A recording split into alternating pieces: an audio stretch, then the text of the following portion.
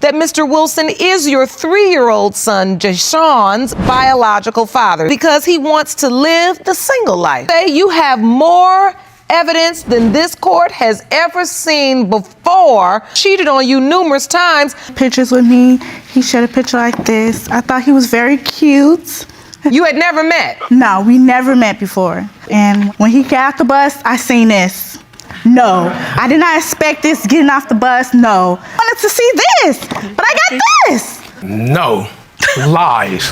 All the way around. We made it happen, and then bam. Oh, yeah. Bam, you made a baby? Yeah, bam. Yeah, bam, we made a baby. Yeah, kind of ratchet at the same time. When you say kind of ratchet, she sleeps around? Yes. Jashawn's father? 100% sure. Why would I want to claim him as my baby daddy? So wait. She walked into the courtroom carrying years of confusion, anger, and unanswered questions.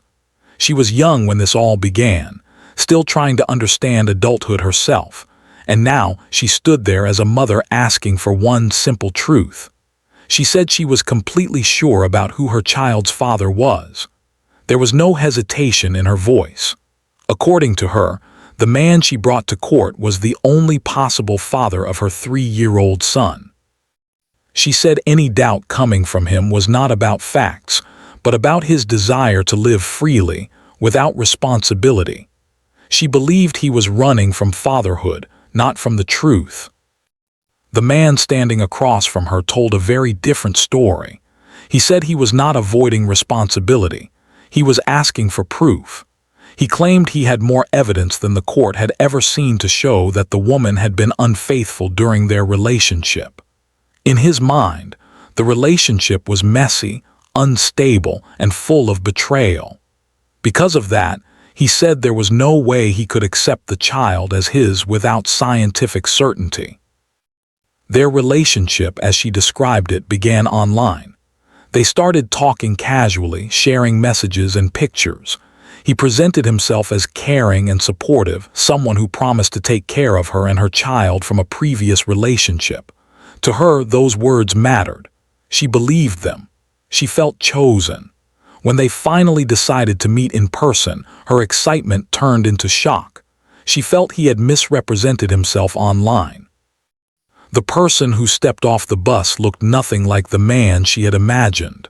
In that moment, doubt entered her heart, but she didn't walk away. She stayed. She said they made it work anyway, and not long after, she became pregnant. The man admitted they were intimate. He did not deny that, but he painted her character in harsh terms, suggesting she was involved with multiple people and that he could not trust her word. He said messages from others and things he saw on her phone made him believe she was seeing other men around the same time. He admitted that after feeling hurt and betrayed, he also began cheating himself. What started as emotional pain turned into reckless behavior on both sides. When the child was born, everything became even more complicated. The man said he was not present at the hospital. He claimed he was not properly informed when she went into labor. She insisted that she did call him, that her mother even spoke to him, and that he gave excuses about not having a ride. From her perspective, he chose not to come. From his perspective, he felt pushed away and excluded. His name was not placed on the birth certificate. The child did not carry his last name. These details became symbols of mistrust for both of them. Years passed. The child grew older. The man admitted he had not been involved in the child's life. He said part of the reason was doubt, and part of it was the belief that the child did not even look like him. The woman, hurt and frustrated, said she had done everything on her own. She said she didn't disappear to hide anything. She disappeared because she was emotionally exhausted and felt unsupported. She said she eventually came back because she wanted her son to know his father, even if their relationship as adults was broken. When the DNA results were finally read aloud, the room changed. The uncertainty ended in a single sentence. The test confirmed that he was the biological father. In that moment, all the arguments, accusations, and excuses collapsed into silence. He said he got the clarity he needed, but clarity did not erase the past. The judge reminded him that knowing the truth was only the beginning. A child had grown up without him, and that loss could not be laughed away or explained later. But this was only one story brought before the court that day. Another woman stood up with a different kind of pain. She had lost her husband, and while grieving, she met someone online. 2 weeks after being intimate, she found out she was pregnant. She was certain about who the father was. The man she named, however, completely denied it. He said there was no way the child was his. He questioned her character, her choices, and even claimed his own health issues made it unlikely for him to conceive a child. He admitted they had sex on the first day they met, and admitted they did not use protection. Still, he argued that her lifestyle and the presence of other men meant the baby could not be his. The woman explained dates, timelines, and medical estimates. She even brought a calendar showing when conception likely happened. Under questioning, she admitted she had been intimate with another man a few days later. That admission complicated everything. The second man, the one she was currently living with, entered the courtroom. He had been there throughout the pregnancy. He had taken her to doctor appointments, helped during medical complications, and cared for the baby after birth. He said he loved the child and believed the baby was his. Despite that, he had chosen not to sign the birth certificate until the truth was known. His actions showed commitment, but biology still needed to speak. The courtroom became tense as emotions spilled out. Accusations flew. Pain surfaced. Pride clashed with responsibility. Each adult spoke from a place of hurt, fear, or defensiveness, while the Bobbies at the center of these cases remained silent, unaware of the battles being fought over their identities. When the DNA results were revealed, the truth once again cut through everything. The biological father was confirmed, and the room reacted instantly. Relief, shock, and regret all appeared at once. The judge reminded everyone that stepping up late was still better than never stepping up at all. What mattered most was not winning an argument, but protecting the future of a child who did not ask to be born into confusion. These stories were not about drama for entertainment. They were about real people, real mistakes, and real consequences. Behind every accusation was fear.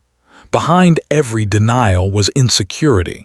And behind every test result was a child waiting for stability, love, and honesty.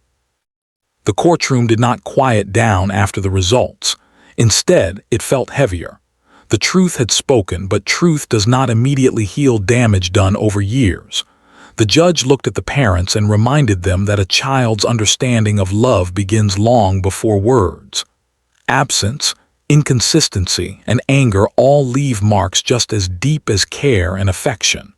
The father stood there processing what the paper in front of him meant. He was no longer a man with doubts. He was a father with responsibility. Whether he was ready or not, that title now belonged to him. The mother held her child close, her emotions layered and complicated. She felt vindicated because she had told the truth all along, but she was also exhausted. Years of defending herself, of being judged and doubted, had taken a toll. She didn't celebrate. She didn't smile. She just wanted her child to finally have what she had been asking for since the beginning: acknowledgement. The judge encouraged both parents to put the past aside and focus on what came next. Co-parenting would not be easy, but it was necessary. The child deserved stability, not silence. As that family left the courtroom, another took their place, carrying a different kind of grief. This time, the story began with loss. A young woman explained that she had been married, that she had loved deeply, and that her husband had passed away. In her loneliness, she searched for connection and comfort online. She said she was vulnerable when she met the man she believed to be her child's father. He presented himself as kind, religious, and responsible. She trusted him. They were intimate shortly after meeting, and within weeks, she discovered she was pregnant. She said that when she told him, his behavior changed. He questioned everything.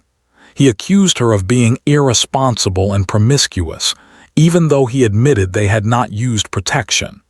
He said he had done nothing for the baby because he did not believe the child was his. He spoke about her choices as if they erased his own role in the situation. The judge listened carefully, stopping him often to challenge his logic. She reminded him that responsibility does not disappear simply because someone feels uncomfortable with the outcome. The man tried to defend himself by bringing up his health, saying his chances of conceiving were low. He also pointed to other men in her life, insisting that she must have been intimate with someone else immediately after him. When the judge pressed the woman for honesty, she admitted that she did have sex with another man a few days later. She did not deny it. Her voice trembled as she explained that she was scared, confused, and trying to survive emotionally after her loss. She insisted, however, that based on medical timelines, she believed the first man was the father. Then the other man entered the courtroom. He was calm but emotional. He said he had been there when the baby was born early, when the baby struggled to breathe, when the baby stayed in intensive care. He described sleepless nights, hospital visits, and fear that he might lose the child.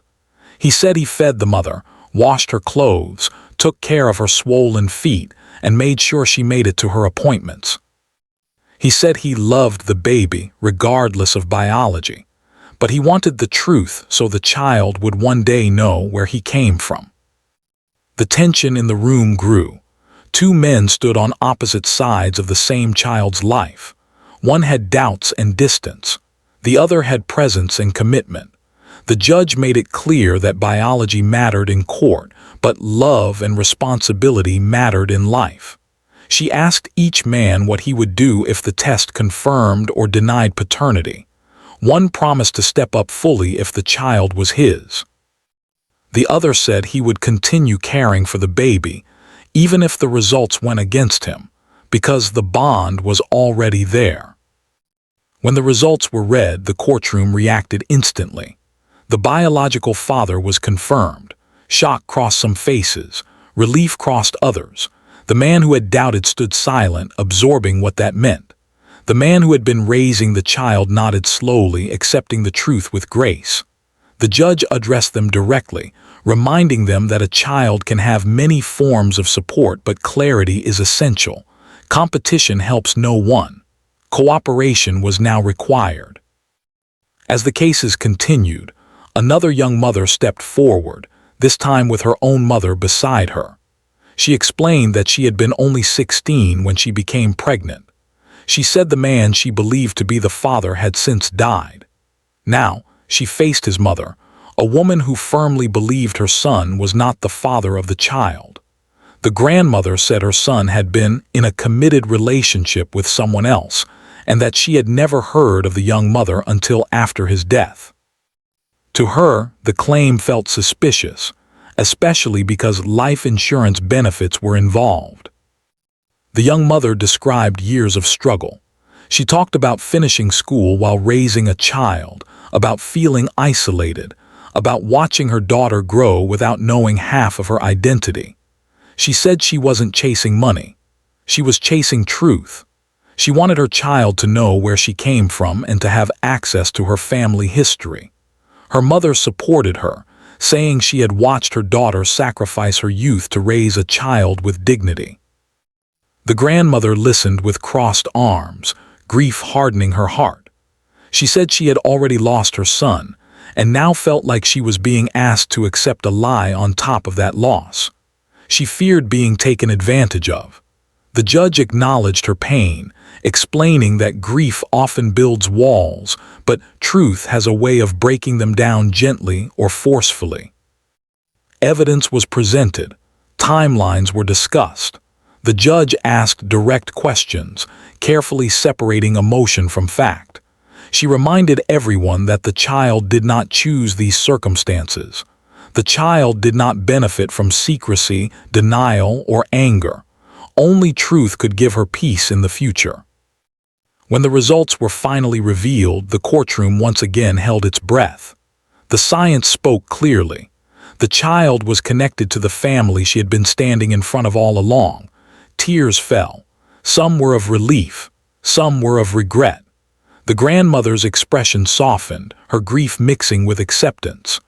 The judge spoke gently, telling her that honoring her son's legacy meant embracing the child he left behind, not pushing her away.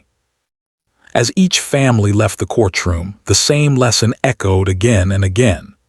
These cases were not just about DNA. They were about accountability.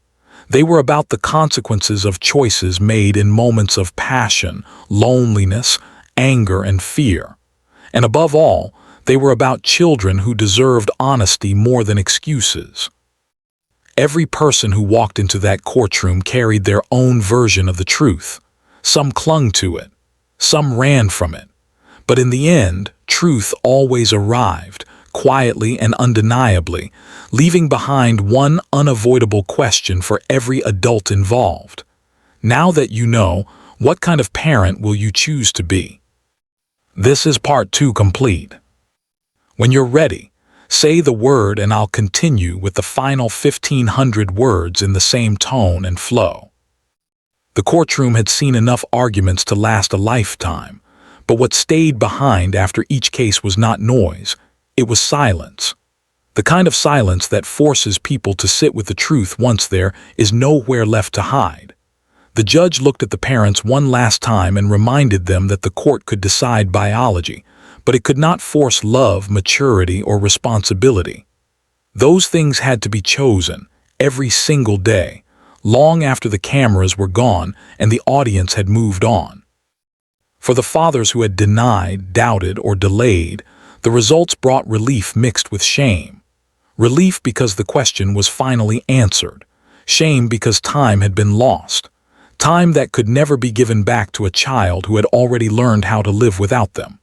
The judge made it clear that stepping up late did not erase the years of absence, but it could still change the future. A child does not measure love by perfect timing. A child measures love by presence. For the mothers, the truth brought validation but not victory. None of them looked satisfied. They looked tired. Years of carrying emotional weight alone had hardened them in ways they never expected. They had learned how to survive without help, how to protect their children without support, and how to keep going even when they were doubted, judged, and blamed. Standing in court did not feel like winning. It felt like finally being believed.